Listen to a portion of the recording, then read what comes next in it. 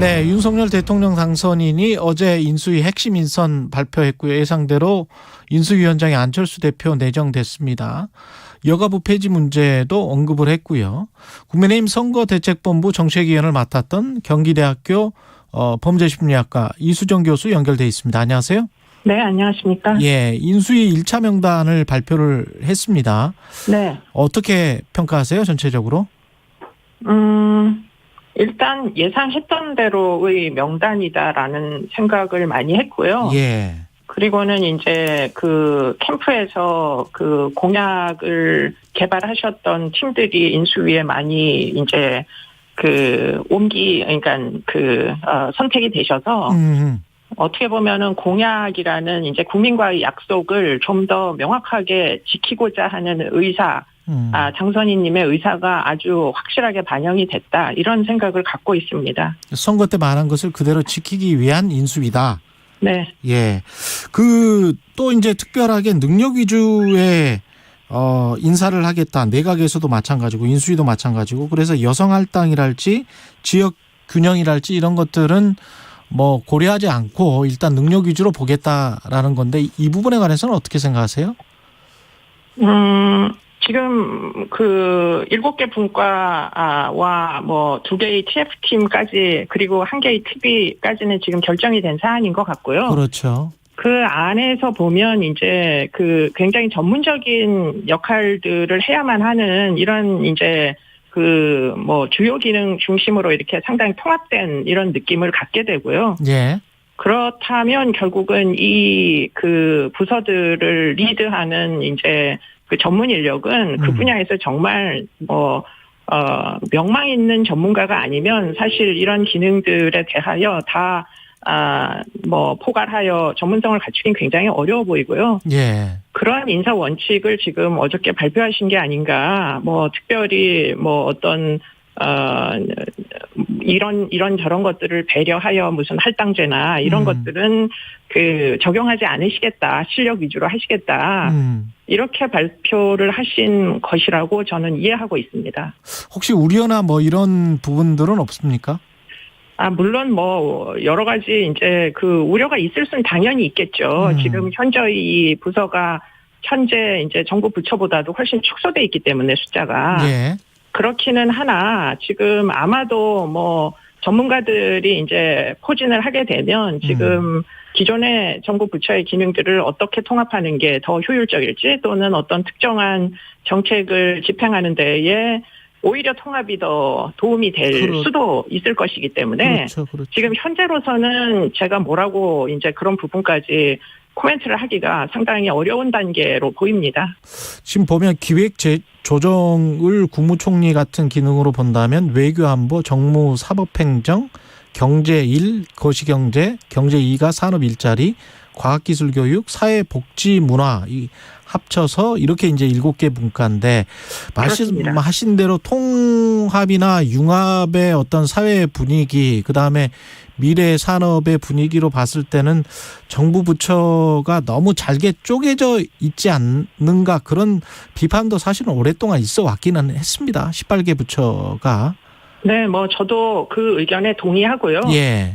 지금 이제 보건복지부만 하더라도 지금 기존에는 문화관광부가 따로 떨어져 있었는데 지금 여기 보면 사회복지 문화로 지금 묶여 있거든요. 그렇더라고요. 예. 네. 근데 사실은 이게 문화라는 게 따로 독립적으로 존재하기보다는 이게 여러 가지 다양한 이제 교육과도 연관성이 있고 여러 가지 이제 연관성이 있을 거라고 추정이 돼서 지금 이렇게 묶어 놓고 아마도 그 안에서 기존의 이제 정부 부처라는 게 사실 부처 간의 벽이 굉장히 높거든요. 맞아요. 예. 그렇기 때문에 그것을 이제 어떻게 하면 좀 더 융합하고 통합적으로 좀 더 생산적으로 이제 목표를 결국은 국정 과제들을 이제 발굴해서 목표를 설정하셔야 되는데 그런 과제 발굴에서부터 협력을 해야 될 부분들을 이제 묶어놓으신 것 같이 저는 이해를 했습니다. 예.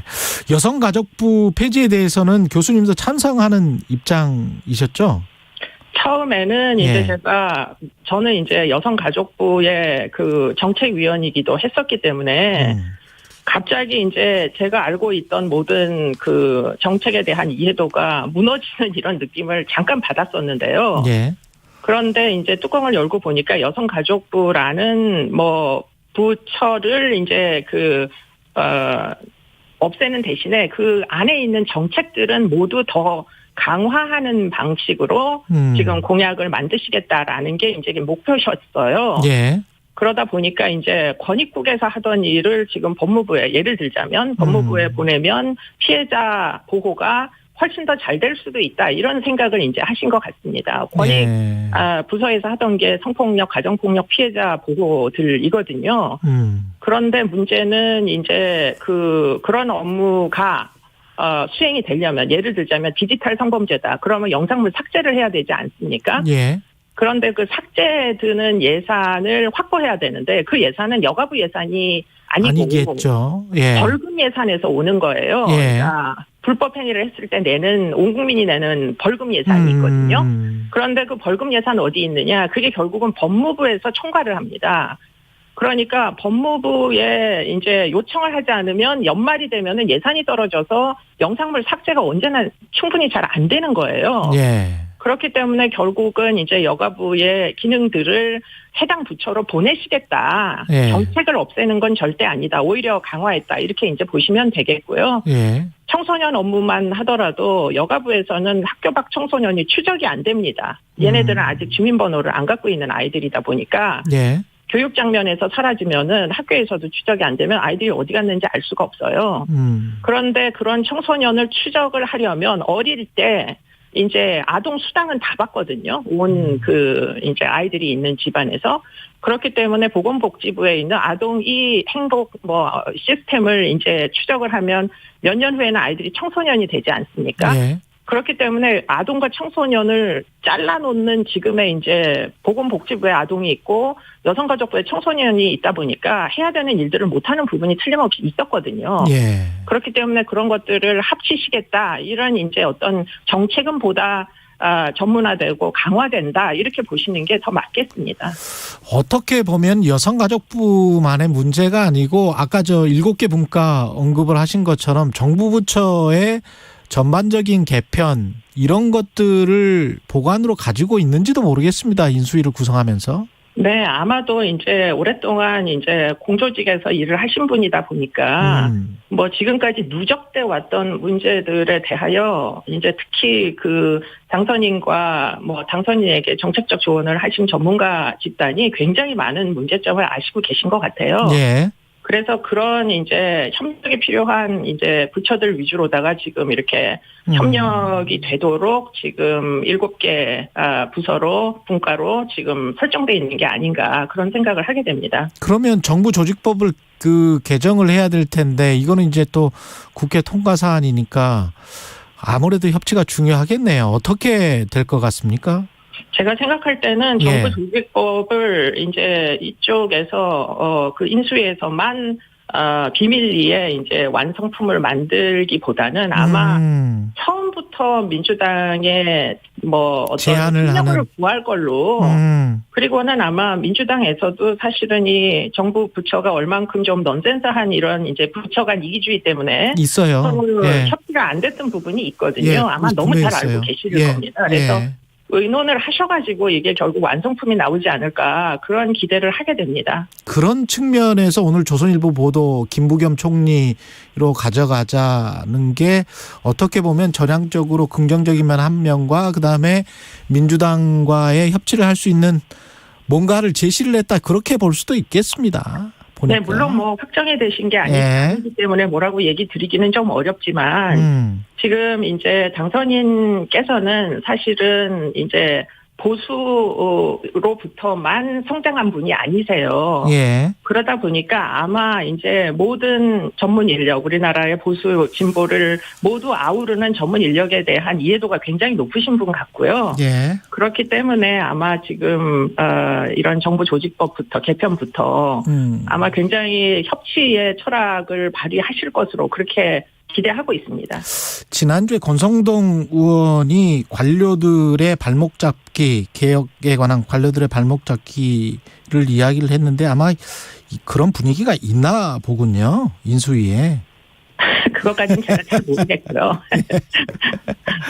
그 일부 온라인 커뮤니티, 그 여성 중심의 일부 온라인 커뮤니티에서는 이제 출산 보이콧 운동이 확산되고 있는데요. 여가부 폐지 공약 네, 관련해서 네, 네, 네. 젠더 이슈는 그 불필요하게 갈등을 조장한 측면이 있긴 있어요. 이거는 어떻게 풀어가야 된다고 보세요? 저는 그 양성평등이라는 것은 굉장히 중요한 목표, 한 국가가 발전하기 위해서는 굉장히 중요한 목표라고 생각하거든요. 예. 예, 그렇기 때문에 지금 이제 그런 철학이 공약 안에 굉장히 세세하게 다 들어가 있습니다. 저는 이제 최종 인쇄된 공약집에 273페이지부터 5페이지까지 제가 이제 많이 관여했던 사법공약 예. 반이 여성 정책이거든요. 아. 그렇기 때문에 디지털 성범죄를 이 젊은 여성들이 제일 두려워하는데 이 부분에 대해서 훨씬 더 혁신적인 아이디어가 그 안에 많이 있습니다. 그냥 단순히 필터링만 할 게 아니고 잠입수사를 대폭 늘리겠다. 온라인에서도. 그래서 수사관들이 이런 디지털 성범죄를 미리부터 이제 포착할 수 있는 그런 국제 공조를 하겠다. 이렇게까지 전부 다 기록이 남아 있어요. 예. 근데 문제는 이 선거는 캠페인이지 않습니까? 그러다 보니까 사람들에게 가장 어텐션을, 특히 지지자들로부터 어텐션을 가장 많이 끄는 방식으로 캠페인이 이루어지다 보니까 이게 공약이 홍보가 안 된 거예요. 국민들에게 제대로 알릴 수가 없었던 거죠. 예. 그래서 지금 이 세대 간의, 남녀 간의 갈등 현상도 뭐 어떤 특정 연령대의 여성들이 공약에 대한 그 설명이 충분하지 않다 보니까 오해들을 많이 하시는 것 같아요. 지금 공약에 보면 성폭력 무고죄라고 이제 캠페인에는 나갔지만 성폭력 무고죄의 문제만이 아니라 우리나라가 무고죄가 굉장히 많습니다, 사실. 저도 재심 사건 지원하다 보면 진짜 얼두당토 않는 사람을 살인범으로 몰아가지고 알겠습니다. 정말 평생 교도소에서 보내게 그런 이제 일들도 벌어지는 데가 우리나라이다 종합적으로 보니까 봐야 된다. 예. 강력 범죄에 대한 무고죄를 엄벌하겠다 이런 취지거든요, 지금. 알겠습니다. 예. 그렇기 때문에 지금 여기까지 해야 되겠습니다. 예. 네, 너무 걱정 안 하셔도 된다. 경기대학교 범죄심리학과 이수정 교수님이었습니다. 네, 고맙습니다. 잠시 후 8시 반부터 일부 지역국에서는 해당 지역 방송을 보내드립니다.